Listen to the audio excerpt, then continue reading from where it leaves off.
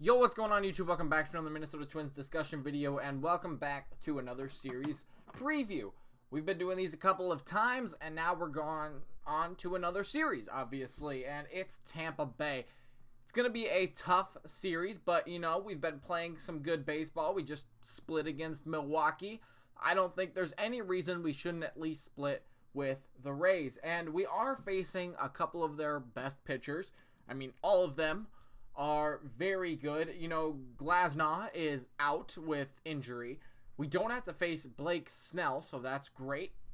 But we do have to face Charlie Morton and Stanek, two very good pitchers as well. And we don't know who the other two pitchers are. So let's go through it. So we have Perez versus Morton, day one tonight. Then we have Berrios versus unknown, Gibson versus unknown, and Odorizzi versus Stanek. So these guys are good, right? We know that they're good. We've been doing very good, and now that we have Garver coming back, I don't think he's coming back today, maybe tomorrow, for sure Saturday, I believe is what I've heard. But he's looked good down in Pensacola, so we hope to get him back soon. Cruz should be coming back very soon as well. I thought he'd be back for the Chicago series. He wasn't. Then I thought he'd be back for Milwaukee. He was not. So I haven't heard anything since then, but I would assume he is very close to coming back. The last thing, Pineda on the injured list now. We brought up Devin Smeltzer. He's done very well. I really like him. He's only done, one time, one pitching performance, one outing, but he was very good against a very good team. And I like my chances with him moving forward. I would really like to see him be the number 5 guy instead of Pineda. It's not that I don't really have anything against Pineda, especially in his last couple of starts. He's not the guy I want out there. So, regardless, he wouldn't have to pitch in this series anyway, as it is Perez, Berrios, Gibson, Odorizzi. Then they get a day off before they go to Cleveland. So, Smeltzer, Pineda, they wouldn't have had to pitch anyway, which really kind of sets it into place of why Smeltzer pitched the second game against Milwaukee. It really sets us up for a great weekend moving forward with Tampa Bay and Cleveland. So, Perez versus Morton, first game tonight. And, like I said, I think we can at least split. This is one of the games that's honestly a toss-up. I think the next two will be wins. The two middle games, we've done very well versus bullpens this year when other teams have done bullpen sort of days. I think we could do well against those guys, whoever they are, when we get to them. But tonight, Charlie Morton, he is 5-0. He's 5-0 with a 2.54 ERA, 77 strikeouts, and a 1.1 whip. Very good. He's done good in his last couple of starts as well. His wins have been really spread out throughout this entire season. He got a win in his last start at Cleveland where he went 6 innings, struck out 10 guys, which I believe is a season high for him. He's done well against New York. He's done well in Boston, against Boston. He's also had some very easy opponents as well with Miami. He got a win there. Kansas City got a no decision. All these other guys as well. White Sox, Toronto. So he's faced some good teams. He's faced some hard teams. It's going to be interesting to see how we do tonight. He's done well in his last couple of starts, as I said. But, so is Perez. Perez, very similar. He has got a 2.95 ERA with a 7-1 record, 56 strikeouts, a whip of 1.3. Maybe a little bit worse, but he does have more wins. His ERA is about the same, about 20 less strikeouts. He's not necessarily a great strikeout pitcher. I know that he's had a lot of success with his cutter. He's got, in his last couple starts, he's had 7, 9, 7, 7, 3 against some fairly decent teams. Detroit, Toronto, Seattle, Houston. It's not like he's facing easy guys. He has faced a couple of tough ballers. But, he's done well. And ever since, the beginning of the season, when it wasn't really his fault, he kept us in the games against New York Mets, against the Phillies, we did fine, right? And we've done fine ever since with him. And I don't see why that wouldn't continue tonight, but Charlie Morton, a very good pitcher as well. It's going to be a very close game. I expect this one to be a very low-scoring game. And if we were to lose this game, I don't think it would be Perez's fault. I think our bullpen, might fall apart. It happens sometimes. I'm not necessarily saying that it would, but I think Perez will keep us in the game enough, and it'll just go from there. So like I said, I don't expect us to lose, but if it does, I think he'll get us 7 innings like he usually does, and then it's going to be a brawl in the bullpen, just kind of like we saw in the last game versus Milwaukee, where Smeltzer went 6, and then it was our bullpen, and our bullpen did give up a couple runs, but we were able to win.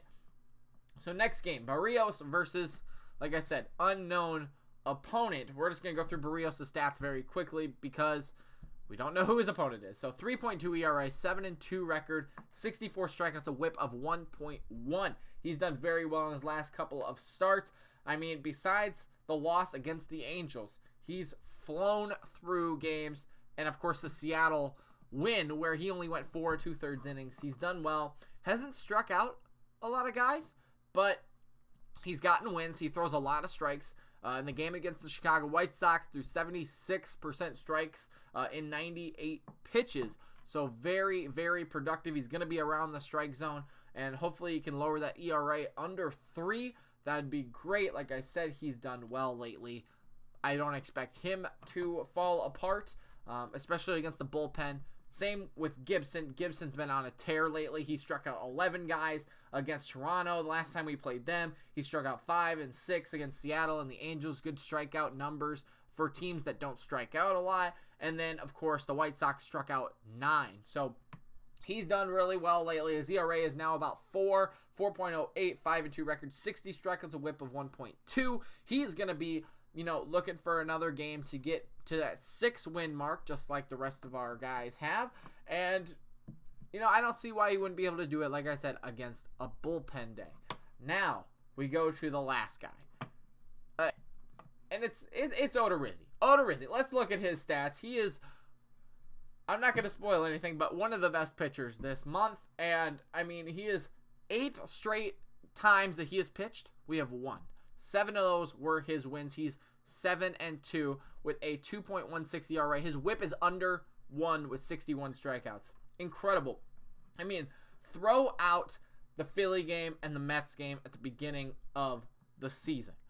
He's the one that got the loss for it. Perez came in, but he had a 6.7 ERA at that point. He has worked it down to a 2.16, allowing 3 runs in the start against the Angels, and that's it in over a month. The last time he gave up a run was in Houston. So not the second time we played Houston, the first time. He's played against the Angels, in LA, against the Angels here at home, New York, Houston. Very tough opponents. He's done so well. And, he's going to get you 5 innings. He's going to strike out 9 people in his last start. And he's going to try to get us the win. He's going up against Stanek. I believe that's how you say his name. Names are hard, but he's done well as well. I think he's a bullpen guy. From what I'm seeing here, it says he's got a 3 ERA with 0 saves, 32 strikeouts, and 1.05 whip. Maybe they are using him as a starter. I'm not familiar with Tampa Bay. That would explain why. But he's done well in his last couple of outings. He's only gone 1 or 2 innings. So it looks like this is who they're going to use for a starter or a bullpen sort of guy. He's got wins in his last 4 times he's come out. No decisions in any of those, but he's only given up about 1 or 2 hits in his 1 or 2 innings of work. He doesn't strike out a ton of guys. He doesn't walk a ton of guys. So it's going to be a tough, battle, at least for the start. And one way that we can really, deplete their bullpen is, maybe not so much tonight, but it would help if we get to these starters early, make them use their bullpen today. That would throw them out of whack for tomorrow. Use all their bullpen guys tomorrow. They don't have a pitcher for Thursday. And then so forth. Or, I don't know. What day did I say it was? Thursday, Friday, Saturday, Sunday. That's my point is, we get to them today. Get to them tomorrow. They don't have a bullpen. Then they don't have a bullpen again. So it's really going to be, do we get run support early? You know, what can we do with it? I think we don't split, but I think we'll go 3-1.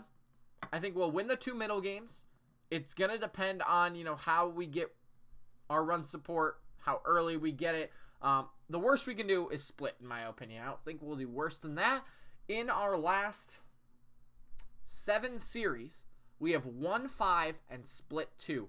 Very, very good. The last series loss we had was to the Yankees right at the beginning of May. And that's it. We've only lost 3 series all year. So I believe that's 3 series all year. Maybe I'm wrong. Maybe it's 4. So, I mean, we have been very productive. We've been very good pitching-wise.